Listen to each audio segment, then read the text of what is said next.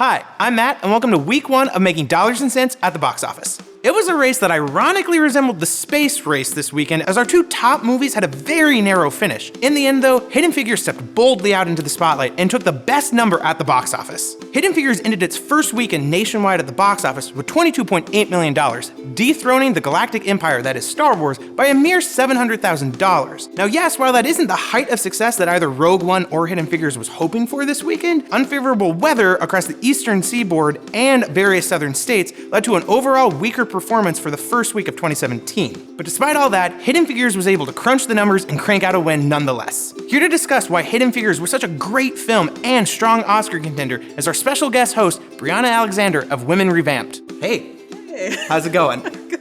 So, Hidden Figures, which is not about our future president's tax returns, is actually a movie about some really important women back in the 60s who helped us get into space. The amazing thing about Hidden Figures is it's a story that a lot of people are unfamiliar with, including people at NASA. No one knows that the people to discover the math that got us into space were Black women in a very segregated South. And so the beauty behind Hidden Figures as a film, and when you talk about engaging narratives about people in really another civil rights decade that we are kind of steamrolling into at the moment, is that it helps us understand that our shared goals are often shaded by our individual experiences, and often collective outcomes are kind of missed out on or take longer to get to, all because we are only thinking about the rules and the perceptions that we have about people in different spaces.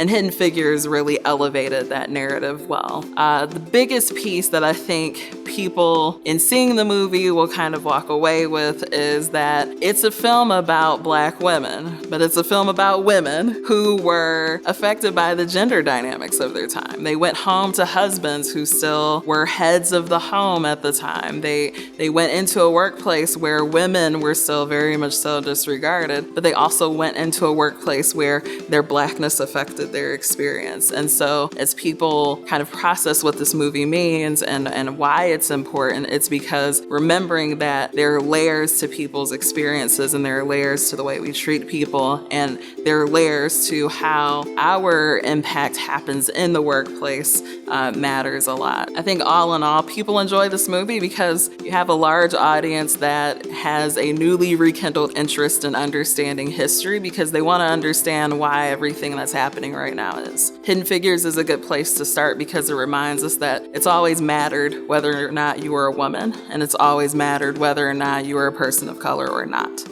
Well, thanks for stopping by. Thank you. Thanks again for hosting for us. Yeah, no problem. Anytime you need to go through Trump's Hidden Figures and not just the women in his cabinet, let me know.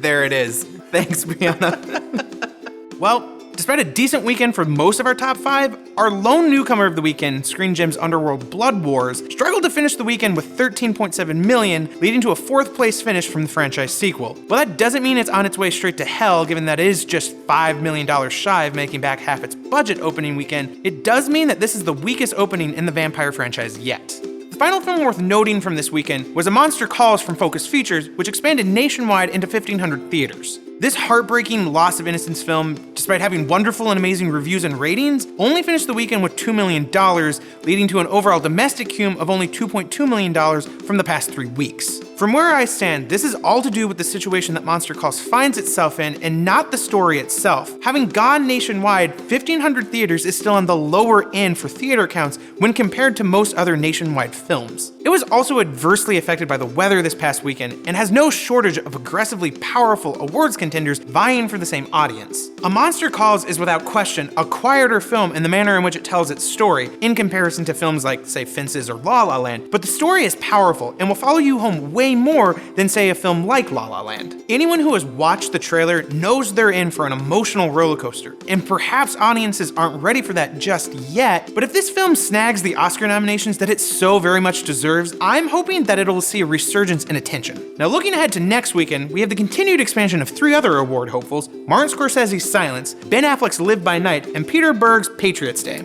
Silence still looks like a profoundly moving and difficult story to watch, and given that it's Scorsese, I haven't a question in my mind that it'll break me and make me question what it means to have faith in the face of adversity. Then there's Live by Night, which has had an almost non-existent start to its life as it's been in limited release the past 15 days in 4 theaters and has only managed to scrape together $170,000. This new Affleck film, which stars him in a film written and directed by him also, is the story of Joe Coughlin, who despite his proper upbringing as the son of a Boston police superintendent, turns to a life of crime and outlaw during the raging 1920s Prohibition days. The creators want to make you think that things get interesting when Coughlin steals the mob boss's money and girl, but really, this film just feels like an utter waste of time.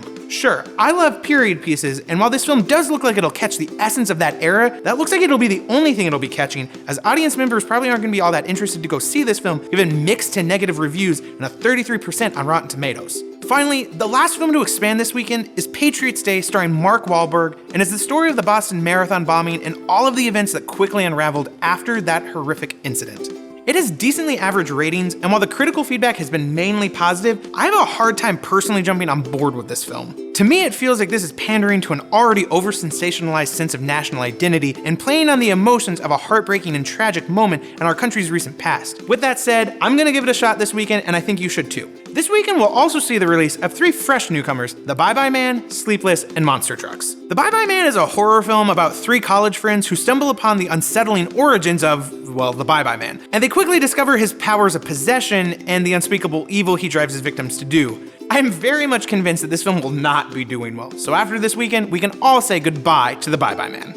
But Sleepless looks even less interesting, as it's a gritty cop drama in the story of Vincent Downs, who is an undercover Las Vegas police officer who ends up in the middle of an intense and dangerous crosshairs of the corrupt cops, internal affairs, and murderous gangsters of the city after his son is kidnapped. At the risk of saying I feel like I've seen this film before, I will say that this film will most likely have a hard time keeping its audience awake, given that it has the structure of a summer blockbuster, which has been slated for a cold, slow death in January.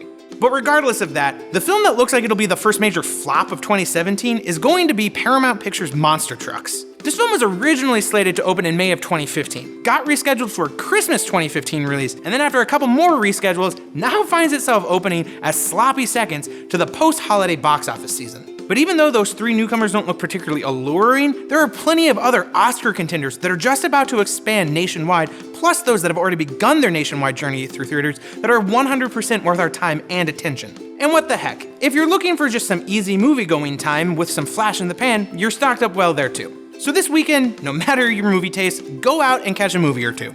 Again, a very special thank you to our guest host, Breannah from Women Revamped. Follow Women Revamped on Facebook, Twitter, and check out their website. As always, if you like this film, click subscribe so you can keep up with us, comment or like if you want to join the conversation, and we'll see you next week on Making Dollars and Cents at the box office.